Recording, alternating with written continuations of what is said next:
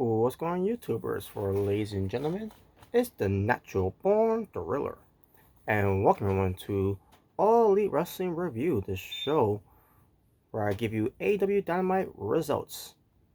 And AEW Dynamite presents Fyter Fest 2021 Night 2, and it took place in July 21st, 2021.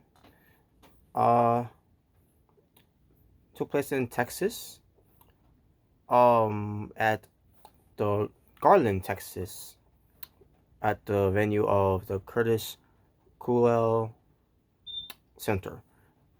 From, again, July 21st, 2021. Under the promotion of All Elite Wrestling, you had your commentators Tony Schiavone, Excalibur, and good old JR Jim Ross.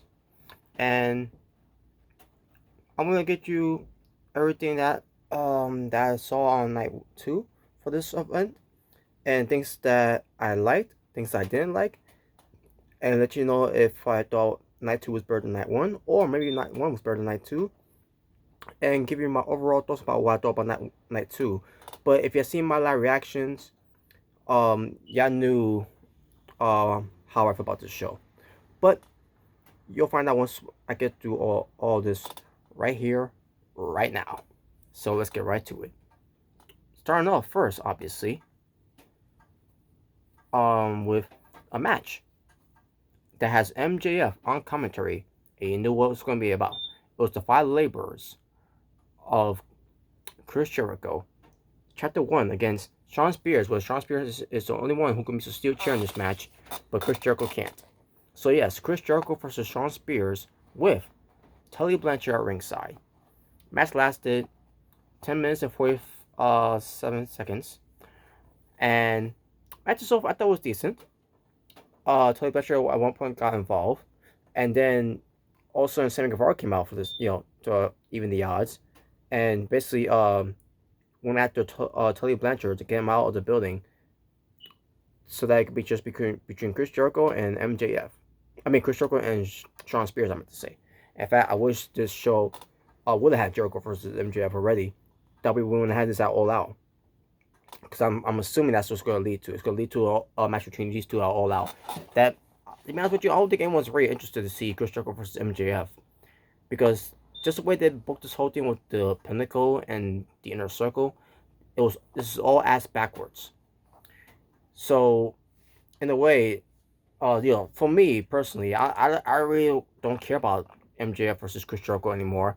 I don't care about the feud period anymore. Especially, I don't care about the feud of Inner Circle versus the Pinnacle, because again, everything that they're doing with this feud is ass backwards. It doesn't feel important to me anymore. It doesn't feel interesting to me anymore. It doesn't interest me at all.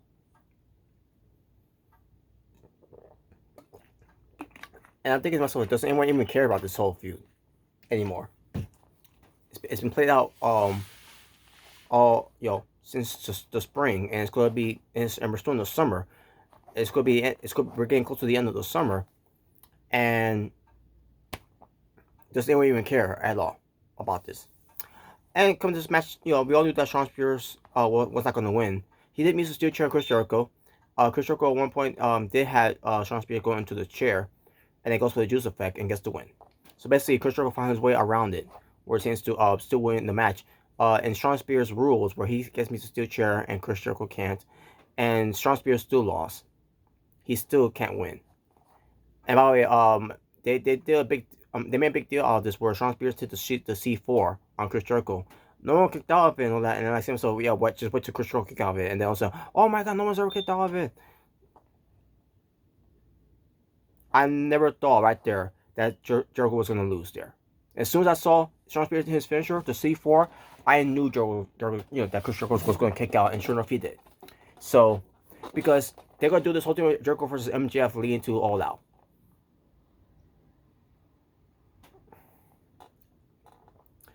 After the match, though, MJF got on the microphone and basically went off on Jericho and says that, Sammy Guevara, something about him being a simp, whatever, and says, if anyone else of the Inner Circle, especially, Inner Circle, especially that simp Sammy Guevara, whatever, then that's it, the deal's off. And I say to myself, Well, I hope that happens because because again, I don't care about this at all. But since he went through Labor of Jericho Chapter 1, now it's time for Chapter 2 to happen at Fight for the Fallen. And by the way, as this is recording, by the way, is later on today. Anyways, but anyways, MJ says that he's gonna be in a no DQ match against a man who robbed a bank, a man who went to prison, whatever. It's not that long. I don't remember. That's how he said it, but he and I say, wait a minute. I thought it was supposed to be about Jericho going up against all the other pinnacles before he gets to MJF.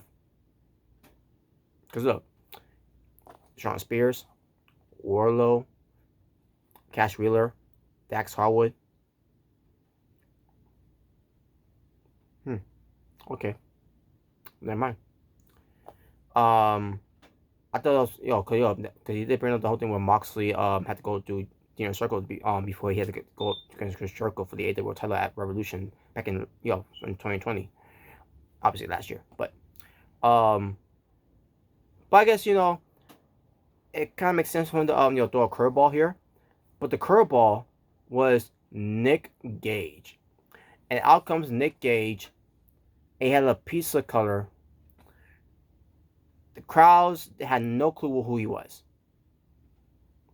Now, obviously, I know who he is because Dark Star of the Ring. Now, his name is thrown out there before. I just never really knew how he looked. Didn't even care to look him up and all that. But I say to myself, really, AEW, you took a big L for that. If you see my reaction, even though you couldn't see my face of reaction because I was not on camera, but still. But if I was on camera, you would have saw a disappointment look on my face. Way more disappointing than Impact Wrestling bringing in No Way. No Way Jose. Nick Gage is garbage. And I'm not talking about him being a garbage deathmatch wrestler. I'm talking about he's garbage, period. As a wrestler and as a human being. Especially what happened with David Arquette. So yes, Nick Gage is going to go up against Chris Jericho in a garbage outlaw mug match, whatever it's going to be. That's good. Basically that's it's going to be Nick Gage's type of match against Chris Jericho, in the match that Jericho is not really into, unless it's needed, which we'll get to more of that later. But I can't believe AEW brought in Nick Gage, and I'm pretty sure this was not a Tony Khan idea. I'm pretty sure John Moxley it was his idea for AEW to bring in Nick Gage, because Moxley and Nick Gage are friends. Going back to the days of of their times in ZCW or whatever, or another mug show fed they were in. The outlaw mug show fed that they've been doing. And I had nothing against death matches, by the way, folks. Nothing against death matches. I love those type of matches. I love backyard wrestling. I love these type of death matches that they do. Texas death match. But this style of Nick Gage, where what's into light tubes? Yeah, I don't mind seeing light tubes and all that. But they're dangerous. It did kill Nick Gage off for a little bit, and then he came back to life. Which the Asylum, we did cover that part. Which it was entertaining though. We're talking about that part. But anyways, so yeah, him being a drug addict, him getting arrested and going to prison, and then being released and then going back to prison for violating his probation, whatever, it's not that. And then do what he did with their kid, breaking the trust of their kid, playing wrestler and all, but they were having a wrestling match, a wrestling death match where Nick Gage went against the trust of a wrestler. Don't cut him, and he did. And then not only he cut him, but he could have killed their kid too, because their kid, and basically Nick Gage doesn't take any responsibilities of that. he put the blame all on David Arquette. So basically, Nick Gage is the white, Caucasian American version of New Jack. That's what I took away of Nick Gage of this whole thing. And I'm worried about Chris Jericho here, because what if we got light tubes in the match? What if we got obviously we're gonna have a pizza cutter in the match too and all. Basically, we're gonna have type of that type of match with Nick Gage, and the AEW. So I could see more than that on this show, but light tubes is gonna be something that that's gonna make me worrisome if Chris Jericho doesn't put his foot down and lay down the law on Nick Gage. I'm not gonna have you do what you did to David Arquette. So, and on top of that, what happened with Matt? I mean, I didn't see the match itself, but of what I saw with Matt Cardona too. Especially with Matt Cardona, with him, not being in that type of match. Oh, but I gotta check it out though, because Matt Cardona wrestled against Nick Gage for the title belt that Nick Gage once held, and he's no longer the champion.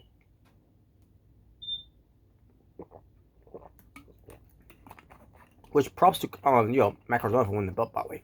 But what cause? But anyways, so yes, AEW, you get a nail for this.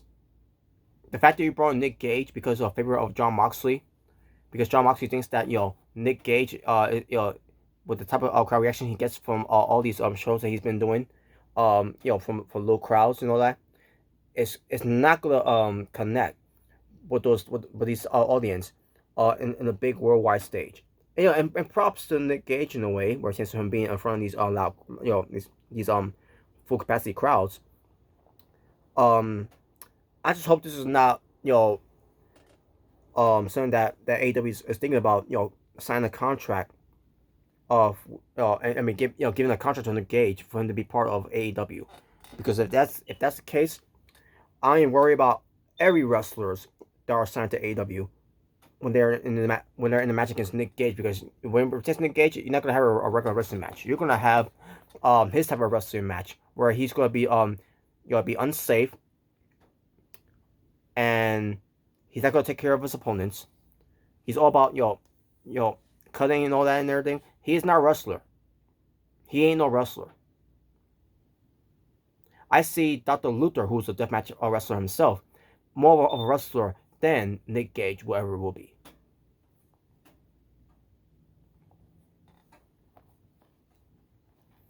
So yeah, but we'll get to Okotroko later. And also, MJF announced Nick Gage to be a part of this whole thing.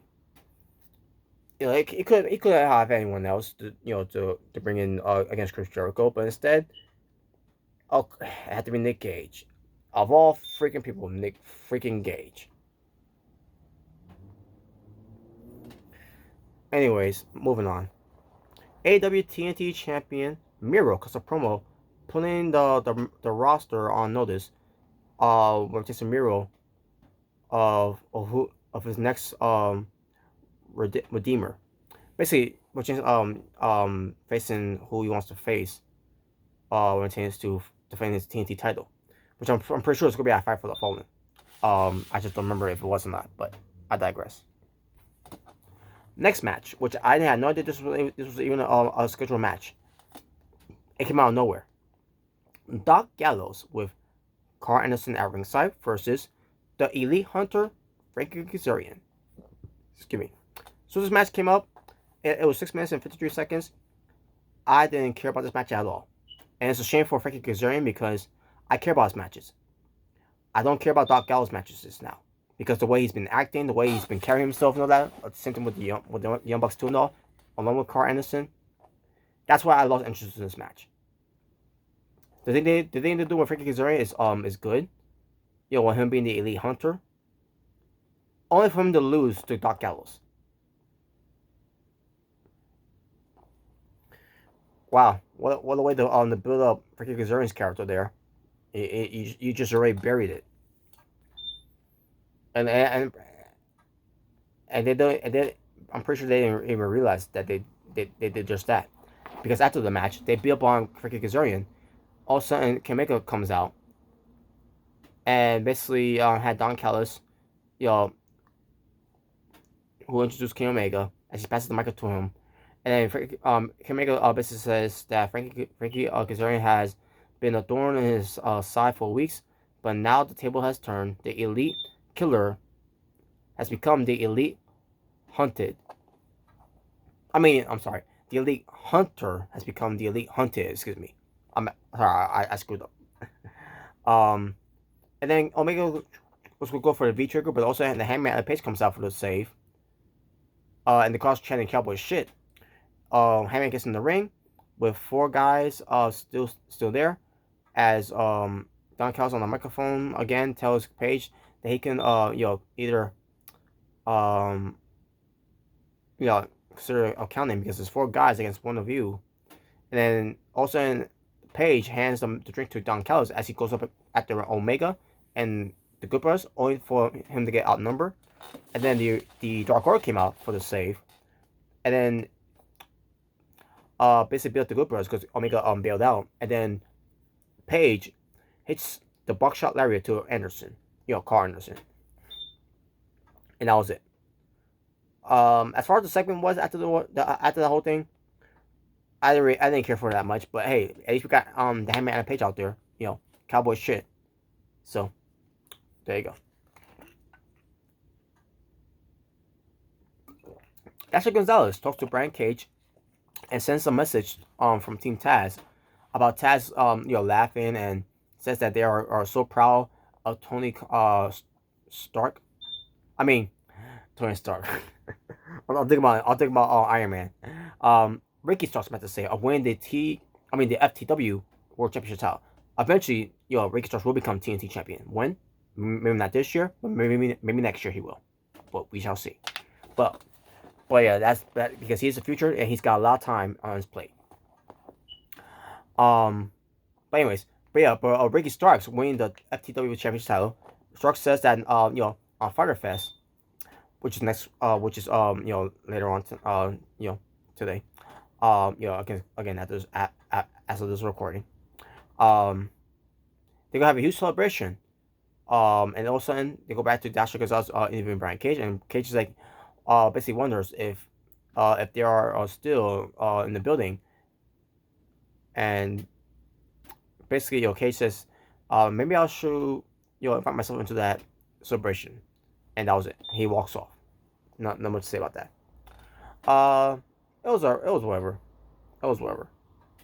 Hopefully, Team Taz are aware that Brian Cage is aware about the whole celebration, that Brian Cage is gonna walk into that celebration. Otherwise, they're gonna look like idiots for not realizing that. We'll see. Next match also came out of nowhere too, by the way. Do you think that someone for being in a coffin match will be gone for only for 1 week, right? Nope. Instead, you have Darby Allin out there with Sting at ringside versus Wheeler Yuta with Orange Cassidy at ringside. That's 4 minutes. And match itself, I didn't care for the match because it was a match that came out of nowhere. And on top of that, Darby Allin just had a match against Ethan Page in the coffin match at night 1 of Fyter Fest, and he's there, and he should be resting until he goes to fight for the Fallen. So yeah, I lost interest in the match here, but the highlight of this match here was the confrontation of the baddest man on the planet, Orange Cassidy, with the icon Sting at ringside. So Orange Cassidy, just holding with the hands in the pockets, and then Sting throws the first play kick, and then Orange Cassidy throws back, and basically they trade more play kicks, and then they step back and did a play super kick. Sting all of a sudden does the whole holding away, always beats his chest like this, like he always does, but this time he did it in a lazy way like this.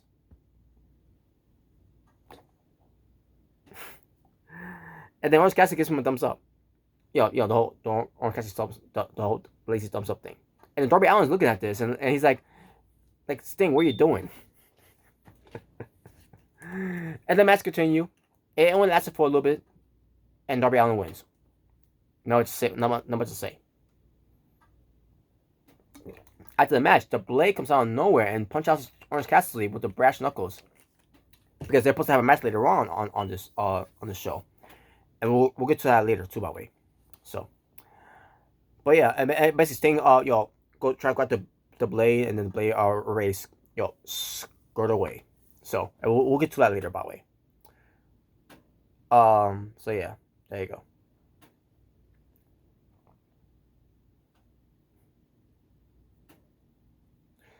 Yeah, as far as Sting and Orange Cassidy, I thought that was funny, by the way. The whole thing what they were doing, I thought that was funny.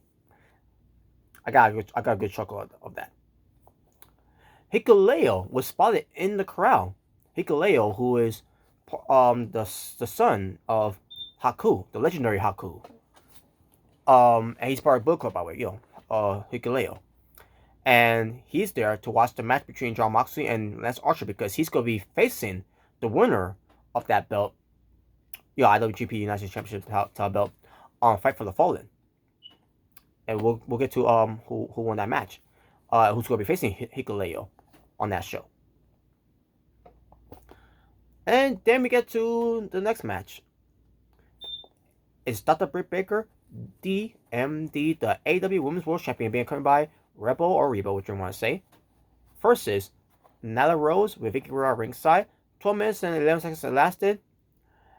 Match itself, Britt Baker was the best performer in the match until she did two things that looked just sloppy, and there's a reason why for that too.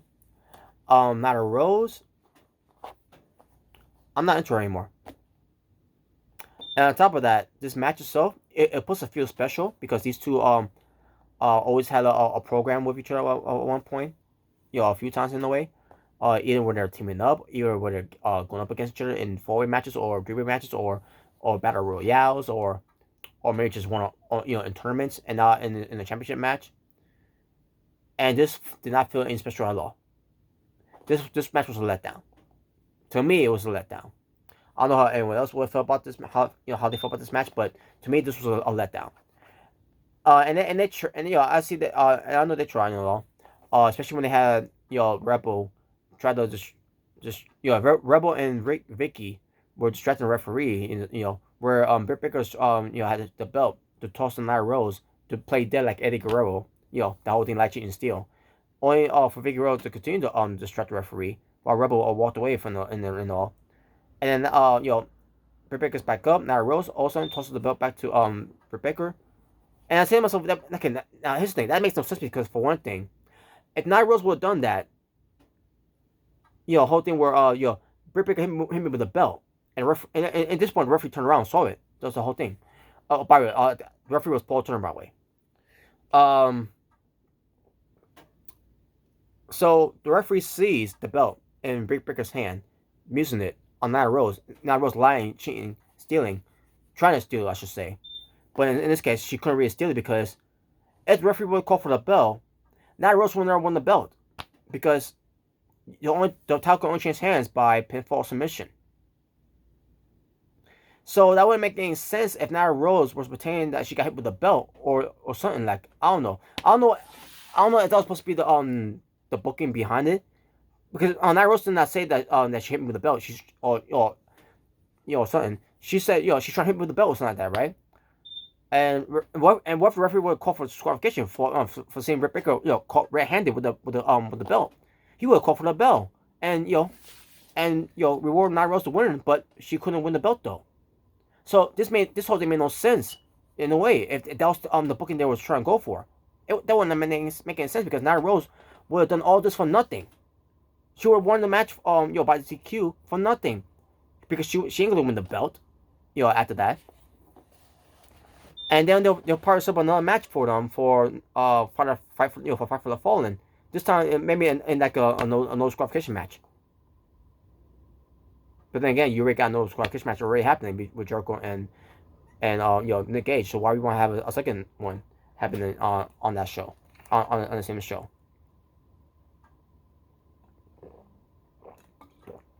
So yeah, that made no sense at all. The whole booking they did, the whole booking of this whole thing they did. Britt Baker upgrade her glove, by the way. It was red glove. And still, you still saw some black there, but I think the red blood is supposed to represent blood, covering the entire black glove, whatever. But yeah, in the end, Britt Baker gets the win, which graphically so. And they tease Nia Rose winning the match here, by the way, with the Beast Bomb. Thank God, Britt Baker kicked out of it. Because that would have been fucking stupid, by the way. So Nia Rose loses, and look, she held on, because Britt Baker had the lockjaw on, and she was in it for a while until finally she tapped out. So yeah, in a way, they still in a way protected the native beast in a way. But my God, this whole thing with Britt Baker and Nia Rose, there was no chemistry. That's why they're in the film special. There's no chemistry out of these two, and it's a shame too. Because Britt Baker is started improving a lot and all, and then Nia Rose, I like her wrestling too and all, but there was no chemistry. So let's hope this match never happen again. And the reason why Britt Baker, of her two moves that she's trying to go for, the crucifix bomb to Nia Rose, kind of fail, and it didn't look good. It's because she got hurt. She got hurt in the match, and she was not working that well in this match either. She got hurt, from her wrist, and I'm like, oh no, I hope this doesn't mean that she's gonna be gone for God knows how long. And I hope it's not serious too, by the way, because that's the last thing we need right now is Britt Baker getting hurt. And remember last time she got hurt, by the way, was last year. Let's see what month it was. It was June, right? It was somewhere around June, I'm assuming, that she got hurt, or it was around May. Either way, it happened last year. Remember how she got hurt, right? She got hurt during the match that had Nia Rose in there. So in a way, it's kind of a curse that Britt Baker is getting hurt because she's getting involved all these type of matches with Nia Rose, except they had a match before before this, obviously, and that's nothing. They were fine before when they had the match in the women's tournament to see who's going to become the number contender for the title. Against Hikaru Shida at the time. But after seeing this, there was nothing. There was no chemistry after that. The match is just gone, unfortunately. So, but hey, Ace Britt Baker's still the champion. So, kudos.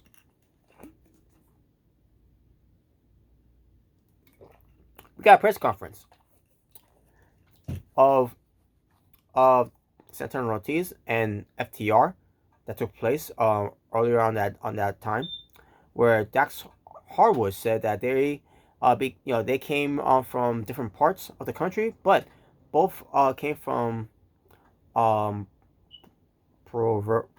something like that. I don't know, but he says he respects where they came from, but doesn't respect them as men. And then Ortiz says that they've been here since day one and are just a roadblock on the way for the tag team goal. And also Santana pulls out some old photos of him coming up, upbringing, I'm going to say, and his mom to take the landlord to court. And he was really into that promo, by the way. Santana's talking, because Santana's, he's a great talker. This felt real from Santana's part. And Ortiz did good too here, but Santana he stepped it up a whole new level. And Santana is another guy who I see, who's a future star, single star, not right now, but in the future, where he could be a breakout star, a breakout future star in the AEW. Santana is really good, and I thought that was going to happen to Impact Wrestling at one point, but they still had them as a tag team, which is fine because they are pretty good with each other in tag team. But yeah, Santana, he was into this promo, and it came from the heart. It came from the heart. How he felt, and he had fire, he had passion. Love the promo from Santana. And then Dark Harwood says that all he cares about is God, his family, and wrestling. All that's left to do is to beat their ass. And then the two teams started getting up on each other, and they'll also be get pulled apart from a bunch of people. Because they're not supposed to touch each other until Fight for the Fallen. So yes, I'm already sold with this match either way, folks. I'm sold either way. And I cannot wait for the match. If anything, I think that show's going to be a show stealer on Fight for the Fallen. Where it tends to be on Dynamite. Tony Schiavone, he's in the ring, introducing Andrade El Idolo. And boy, did this whole thing with Tony Schiavone interviewing guys, with his microphone in hand, that's it 1 week. Because all of a sudden, Andrade El Idolo takes the microphone away from Tony Schiavone because he wants to talk. He says tranquilo. He says he has a surprise for everyone.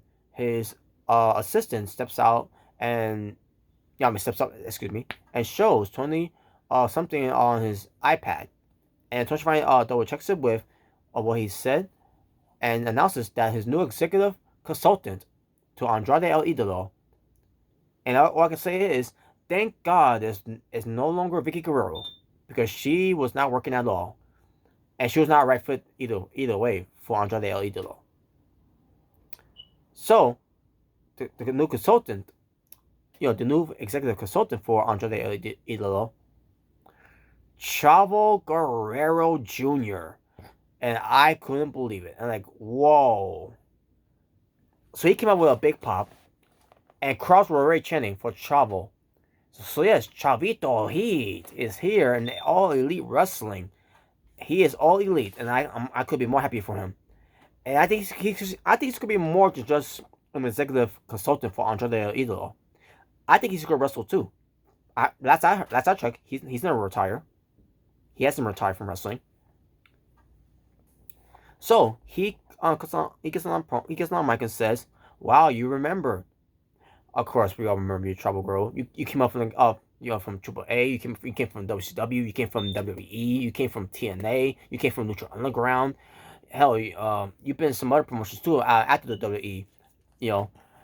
And now you're here in All Elite Wrestling. So and on top of that, you're a Guerrero. So of course we remember you. You're a freaking legend, Chavo Guerrero Jr.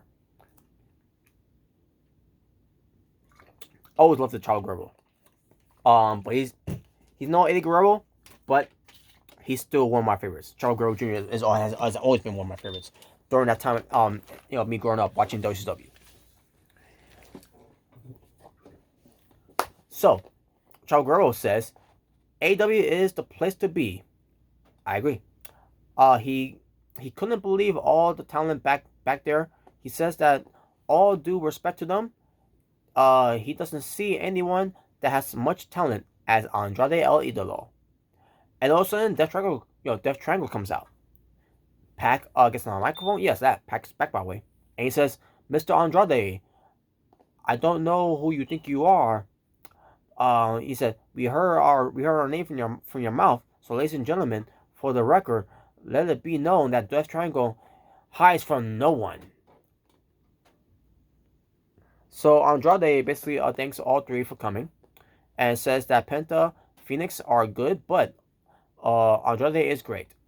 He then speaks in Spanish and then says he is an elite superstar. And then Chavo Guerrero gets the microphone away from him. So yeah, take that, Andrade Idolo. That's what you get for taking the microphone away from Tony Schiavone. Anyways, but he says everyone knows what they are great. I'm sorry. Chavo Guerrero says basically what he's trying to say is that everyone knows that they're great, but their wrists aren't shining enough. Basically, the waist. I meant to say the waists aren't shining enough because they're not champions. If they want to go to the next level, they should listen to Andrade Idolo. And then he asked Penta and Phoenix, Andrade, start asking those two, why do they work for Pac? And then he tells them now they can work for Andrade El Idolo. And then Pac says that basically Pac says to Andrade El Idolo says that they don't work for him because they are a team, they are a family.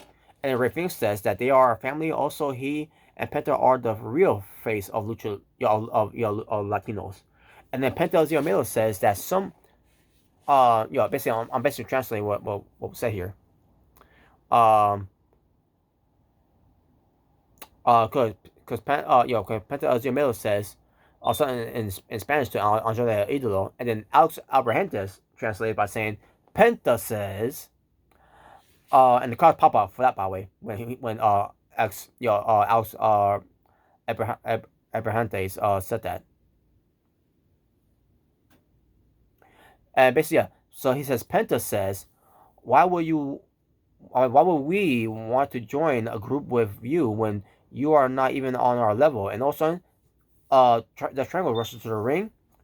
Andrade says that everyone works for him, everyone, and all of a sudden we got a group of referees coming in, and basically basically do a pull apart. The teams never got to each other and all that.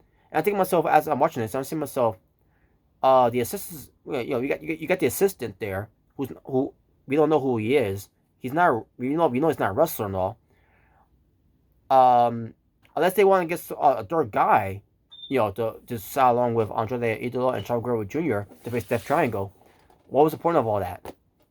Especially, it was awkward the way they did this too, by the way, with the Death Triangle going after them. But they could have easily just went after them. Instead, the referees and officials were too late to get there to break them, to do the pull apart. So they could have easily had them brawling with Death Triangle against Andrade Idolo and Chavo Guerrero Jr. or wherever they're gonna be doing with the names of the wherever it's gonna be, because we all know Chavo Guerrero's gonna wrestle. That's the only reason why he came there. He's not just gonna be there to translate for Andrade Idolo and to be his executive consultant. He's gonna wrestle too.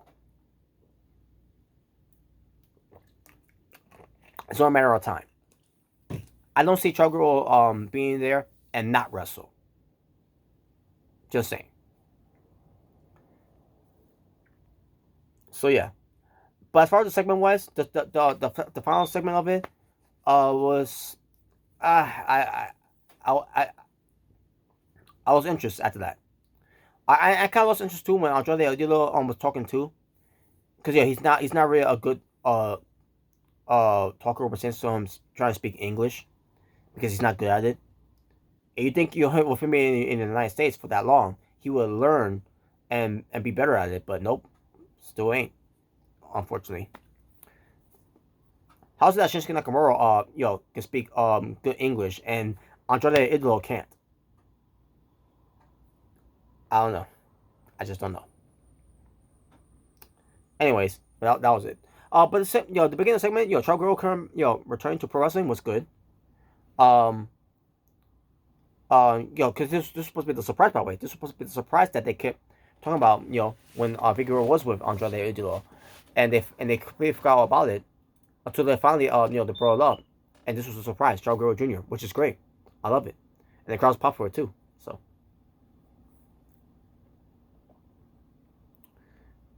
but yeah, so half of it was good, but half of it was awkward. So, the Hardy Family office, they explain why Matt Hardy wasn't around. And he says, basically they explained that a full out brawl happened with Jungle Boy, Marcus Stunt, Christian Cage, goes down at their Hardy Family office to take, and then all of a sudden we have Christian Cage and Luchasaurus coming in there too. I'm sorry, Luchasaurus, excuse me. No, okay, I remember now. I remember. So they show that the Hardy Family office were trying to explain something, or whatever. Marcus Stunt comes in. They start beating him up. Christian Cage, Luchasaurus, and Jungle Boy came out for the save. And that's what happened. And they announced that it's going to be Private Party and Hanago versus, I think it's going to be Christian Cage, Jungle Boy, and Luchasaurus. I'm assuming. I think that's what they said, but we'll get back to that later. QT Marshall, Aaron Solo, and Nick Comoroto are being interviewed with Alex Marvez about pouring drink on Tony Schiavone. Like anyone cares? Why do we care about this? And wonders if they will do that to him. And they said, and basically I'm saying he's being, basically QT Marshall is being nice.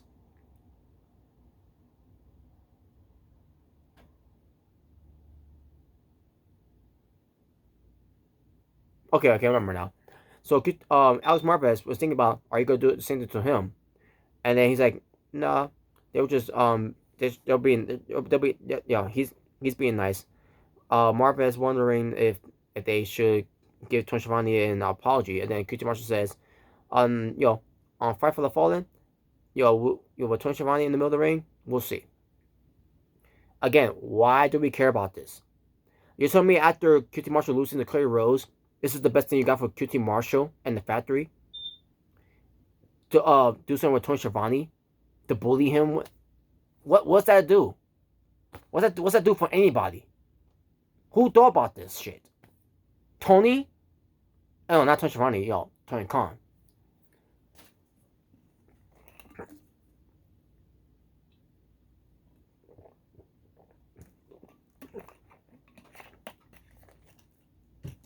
I don't know, folks, but we'll see what they do with that.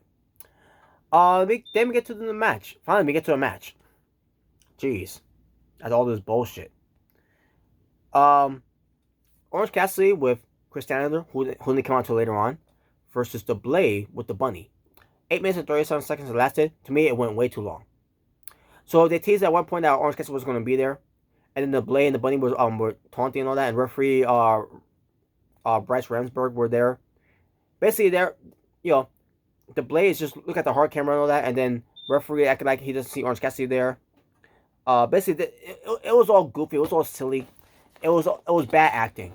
And the match happens. Chris Stanley eventually did came out. Brass Knuckles were mused, by the way. At one point. I'll try to remember how it happened, by the way. Let me see how this happened. And for the record too, I didn't care about this match either, folks. The booking of this match sucked.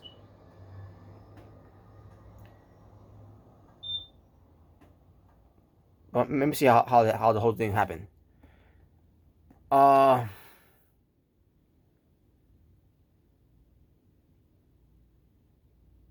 so the Bunny had the brass knuckles, and then Chris Stanley pulls her down, and then the Blade puts them on. Orange Cassidy ducks it. Orange Cassidy misses the orange punch, but then lays the second orange punch, and gets the 3 count to win. Wow, all this happening, because that's supposed to be the finisher of Orange Cassidy. The Blade, he gets hit with the orange punch, and the brass knuckles at this point fell out of his hand, and then he just takes it and just hides it like someone. So, oh my god, this was bad. This was terrible. Even the wrestlers are to blame for this too, by the way. We're seeing how this unfolded. And then after the match, Orange Cassidy takes the brass knuckles away from the Blade, and then puts it on him, to give him the orange punch, the orange brass knuckles punch, whatever you want to call it. And that was it. Hopefully that's the end of the feud. And hopefully, I don't know what to say after this. I just don't know what to say. This match was garbage. I didn't care about this match at all. I had no interest in this match whatsoever. I had low expectations for this match, and it killed the move for me. Until we get to what happened next. Two things which was Alex Marvez interviewing Chris Jericho behind, as he has his back turned, says that MJF is bringing in the violent and demented Nick Gage. Then he's going to be bringing back the Painmaker, his gimmick from New Japan Pro Wrestling. Awesome. He had to get up into the spiked jacket, the face paint, the hat, the fedora hat. Not this ain't fedora hat, obviously. And I'm like, great, awesome. Is that gonna make a difference? Nope. But we'll see. We'll see how this turns out. Alright, so here are the matches that are announced for Fight for the Fallen on Dynamite, which is going to be later on today. The Painmaker, Chris Jericho versus Nick Gage, and the 5 Labors of Jericho, Chapter 2. This time, no disqualification. Where this time, Chris Jericho can use weapons. This time, it's against Nick Gage. So, a celebration for FTW champion Ricky Starks, hosted by Team Taz, and obviously you're gonna get Brian Cage, crashing that party. FTR with Tully Blanchard versus Santana Ortiz with Conan. That's gonna be the match. That's gonna be looking forward to the most. Christian Cage, Jungle Boy, and Luchasaurus. Okay, so now that's confirmed there. Versus Private Party of Isaiah Cassidy and Mark Quinn and Henneko. This match is gonna be my least favorite to look forward to. QT Marshall in the factory to apologize to Tony Schiavone again. Why do we care about this? Are we going to see Tony Schiavone versus QT Marshall?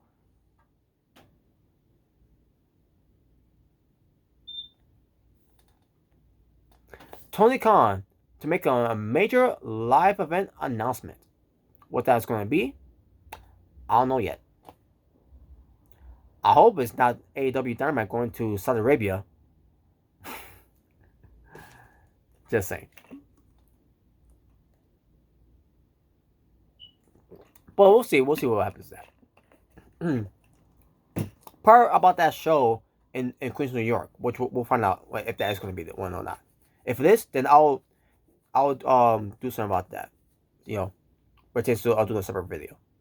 But anyways, the Elite, Kenny Omega, the Young Bucks, and the Good Brothers versus the Hangman and the Page, and the Dark Order, which will feature Evil Uno, Stu Grayson, John Stewart, the return of John Stewart, by the way, John Stewart, Johnny Hungry. He's hungry to get back into the ring. And Alex Marvez. Alex Marvez, excuse me. Alex Marvez. Yeah, Alex Marvez is going to wrestle too, by the way. He's going to team up with Tony Schiavone to go up against the Factory. Because that's the program they're going for. I think you could throw in Dasha Gonzalez. Hey, she's a wrestler and slash interviewer. So yeah, but if Dark Order wins, and Hangman and Page, then they will receive the titles matches, the respective title matches. And the winner between Jon Moxley or Lance Archer, or who's going to become the IWGP United States Champion, will either be Lance Archer becoming the new champion, or Moxley still becoming the champion, to go up against Hikuleo from New Japan, a member of the Bullet Club. And in 2 weeks' time, or as this recording, in 1 week's time, AEW Dynamite will present Homecoming back in Dave's place, Jacksonville, Florida, with a booking Cody Rhodes versus Malachi Black, Spy versus Spy. Just saying. Cody Rhodes is going to be wearing all white, and Malachi Black is going to wear all black, and it's going to be Spy versus Spy. It should be called a Spy versus Spy match. Anyways, I digress. Main event time. The Texas Death Match for the IWGP United States Heavyweight Championship title, where the match could end by knockout, which is if you can't go at the count of 10, basically last man standing, you lose, or by submission. So this is a different type of death match that we're doing here. 13 minutes and 9 seconds of lasting with Lance Archer with Jake the Snake Roberts at ringside. Or maybe he was on commentary. I don't remember if he was on commentary or at ringside or not, but whatever. Versus Jon Moxley, the IWGP United States Heavyweight Champion, coming out to Wild Thing, making our hearts sing. And that's the crowd singing along and all that. So, and like this is the only match I'm looking forward to besides Britt Baker and Nia Rose, which that was a letdown. Because it was nothing special. But this is another match I was looking forward to the most too, as well, because it's Moxley and Archer, the rematch from New Japan Pro Wrestling's Wrestle Kingdom 14 Night 1 for the IWGP United States title in the Texas Death Match. This time it's going to be in Texas, which they were in, and they pull out something that I thought they didn't do in New Japan which they should have done in New Japan, by the way. Pull out a lot blood that they had. Moxley was bleeding. But Lance Archer was bleeding first, obviously. But then later on, Moxley started bleeding. Yeah, a fork in the match, which was sick. It was introduced by Jon Moxley, and he had Excalibur on commentary saying something about. I think he gave a shout out to Abdul the Butcher. I'm assuming that's what he said. I don't remember if that's what he said, but that was Abdul the Butcher's thing with having the fork as a weapon, to make his opponents bleed. And at one point they start fighting in the crowd, and Lance Archer pick up a fan that he hit, and then picks up that fan and throws it onto Moxley. Obviously, that was a plant fan, but I thought that was funny too. Everybody dies, When she crosses path, everybody dies. So the match to continue. They have trash cans involved, steel chairs involved. A steel chair with ball wire on it. I'm assuming that's what it was, or like a ball wire on something that's connected to it. I don't remember exactly. So Moxley got busted open by Archer when Moxley tried to hit him with the trash can lid. And then boom, and all of a sudden, I saw something that Moxley was doing. Look, shaking his wrist, because he had wrist tape on. And I'm saying to myself, oh my god, the camera showed Moxley taking out the blade so he could, cut himself. I'm like, you idiots. Does anyone knows how to give him the cue to look away when they?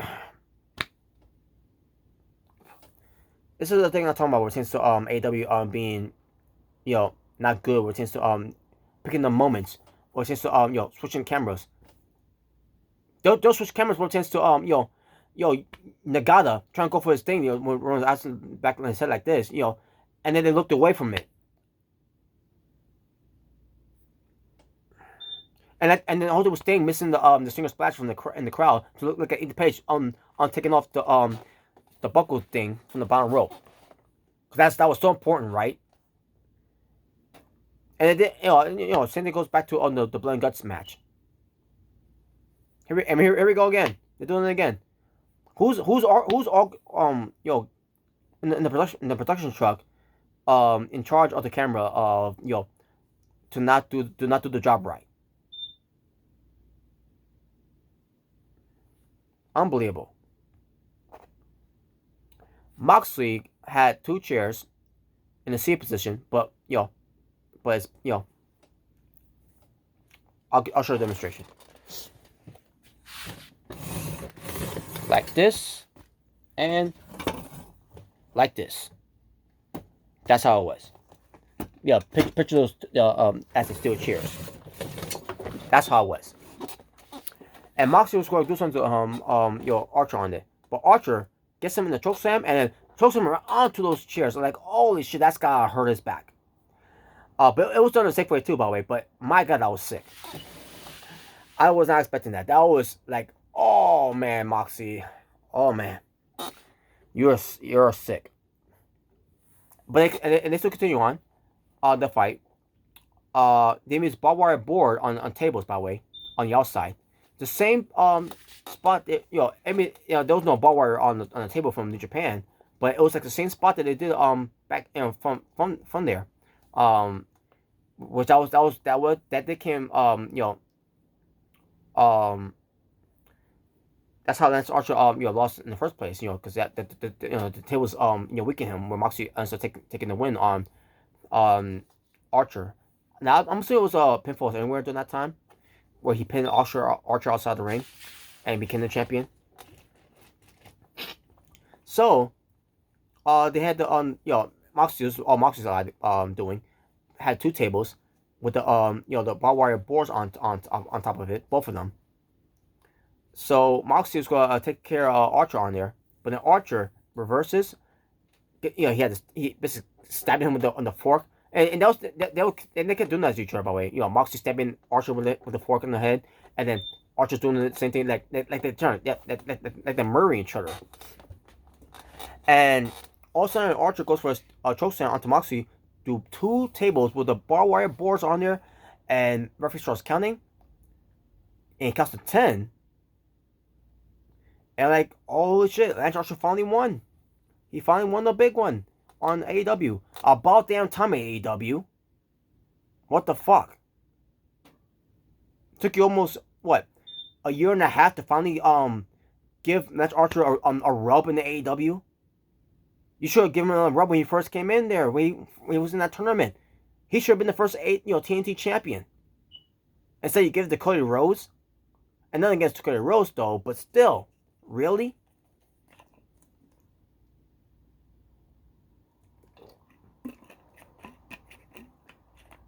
And we all know he was not going to win the world title belt either. But come on. Give him something. And finally they did. Holy shit. And long overdue. Long overdue. And what if he would have lost here, by the way? What we could do it from now? What could you do it from now? You might, if he would have lost here, AEW, you might as well just let him go. Because you're failing booking Lance Archer. But luckily, they haven't win. And I couldn't be more happier for Lance Archer becoming a 2-time IWGP United States Heavyweight Champion by being Jon Moxley. After the match, Hikuleo gets in the ring, facing off the new champion. And my God, Hikuleo, he towers Lance Archer. We all know how tall Lance Archer is, but if you've seen Hikuleo, he's a big guy. A big, tall guy, I should say. And by God, he makes Lance Archer look like... I don't want to say this, but...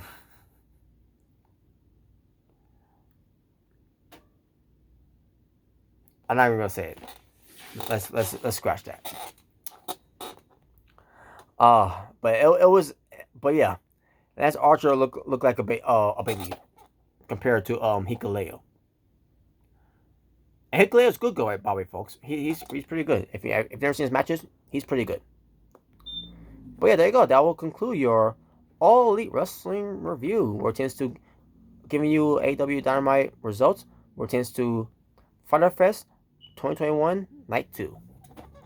And all I can say is with everything on the show here, the show, my God, it was dragging, and there was some parts that there was some parts that was good, but there was other parts that I didn't care for, and I'm like, why is this happening? Why is that happening? Why we care about this? Why do we care about that and all that?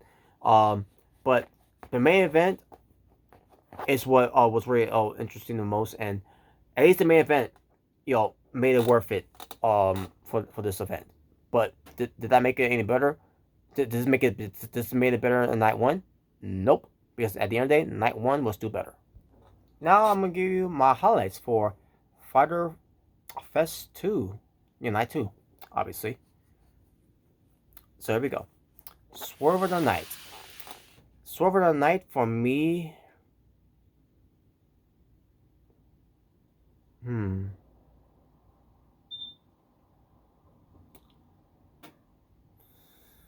Hard for me to wrap my head around what could be Swerve of the Night.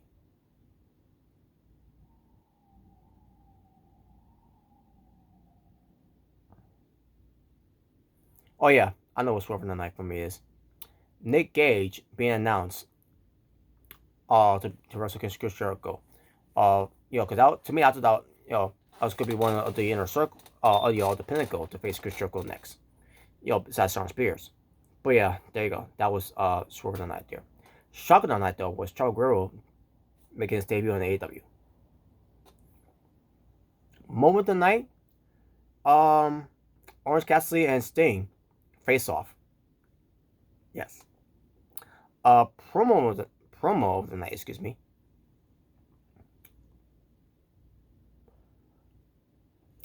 Do I remember anyone calling a promo there besides Don Callis?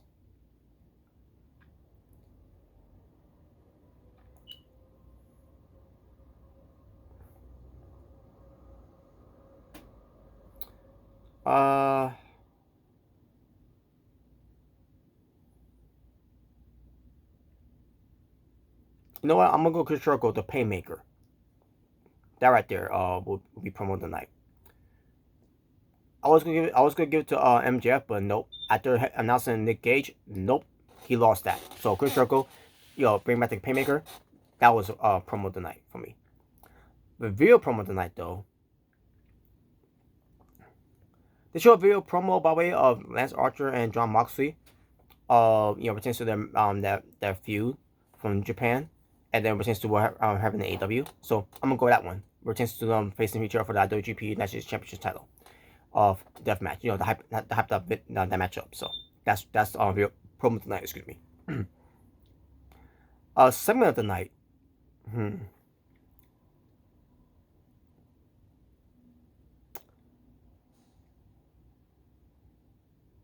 Segment of the night. Santana Ortiz versus FTR. That whole press conference they did. That was segment of that to me. You know, so there you go. Entrance of the night. Jon Moxley. I'm gonna give it to Jon Moxley. In fact, let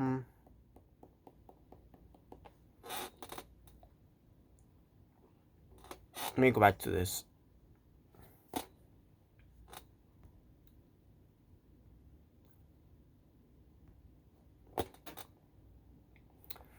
Okay, yeah, I'm sticking to it.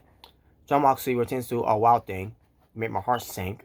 You know, going through the crowd and all that, crowd singing along. So that will go to Jon Moxley. Performance of the night. Let's see.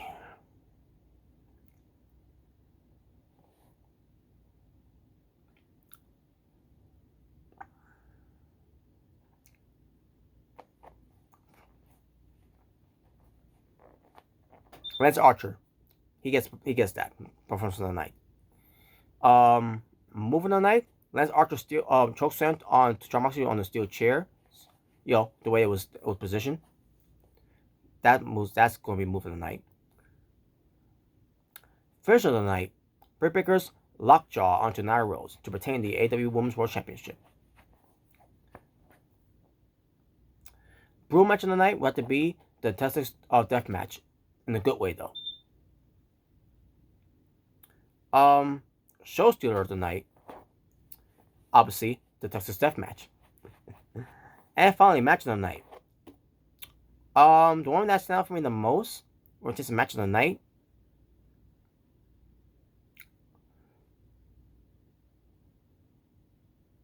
I guess Chris Jericho versus Shawn Spears. I'll give that to them. Yeah, I'll give that to them. So, Jericho and Spears, match of the night. And there you go. And my overall stream for the show, night 1 was better. Night 2 was not as good, but I thought it was at best decent. So I'm gonna go 5.5 out of 10. Or yeah, 5.5 out of 10 is to me is fair. So it was decent to a degree, solid. So wasn't a bad show though. But the main event is when you know, put a smile on my face. So, and they finally give something to Lance Archer, which is great. So, and I will look forward to another part for the Fallen, which I will do a live reaction of that show. And there you go. And with being said, folks, I'm out here. I'm not gonna do any tokens or anything else whatsoever. I'm going to end from here. And after this, folks, you know, tune in for, you know, the full match reviews. I was thinking about doing just the full review show of Fight for the Fallen, Night 1 and 2 together. But I'm like, you know what? I'm not gonna do that. I'm just gonna do the full match reviews of Fight for the Fallen, you know, of Fyter Fest, I meant to say, of Night 1 and 2. You know, that's gonna be separate, and that might be uploaded on the Friday, so we'll see. But in the meantime, I am out here, and I will try to do some AEW Dark Elevation reviews, as I can, you know, and not Dark Tuesdays, by the way. I'm done with that show. Even though they're now shortening up now, because last one I saw was 44 minutes, and I said to myself, you should have done that a long time ago. If you would have done that a long time ago, I would still be watching it and I'll be reviewing it. But since you now started to do it, nope. And I'm not saying it's because of me, because I'm not anything special. I'm not anything important. They don't know who I am. I'm at the end of the day, I'm just a fan, who just gave my opinion on that, and maybe you know, I don't know. I just don't know. But anyways, I'm just gonna end it from here. So, I'll see you all next time for It's Natural Born Thriller, saying peace on the streets. You all take care.